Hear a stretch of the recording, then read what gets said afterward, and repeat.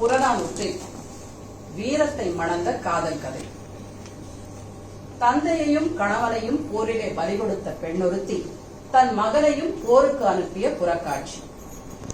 காவிரி தந்த புதுமணலில் களமமைத்து சேர சோழ பாண்டி மன்னர் கோபுரத்து கலசத்தில் யார் கொடிதான் பறப்பதென்று இன்று போல் போர் தொடுத்துக் கொண்டிருந்த காலம்.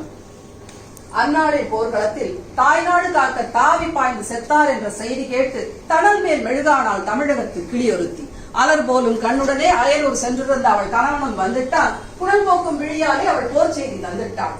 தந்தை களப்பட்ட செய்திக்கோ தவித்தாய் என்றான். இல்லை என்பார், முல்லை சூழி நாட்டு படையிலோர் வேந்தர் குறை, முல்லை சூழி நாட்டு படையிலோர் வீரர் குறைந்துட்டால் நல்ல உடையிலோர் கிழிசல் வந்தது போலன்றோ இனி தடையின்றி நுழைவரை பகைவர் என எண்ணினேன், அடைவட்ட கண்ணீர் அணை உடைத்ததத்தான் என்றாள்.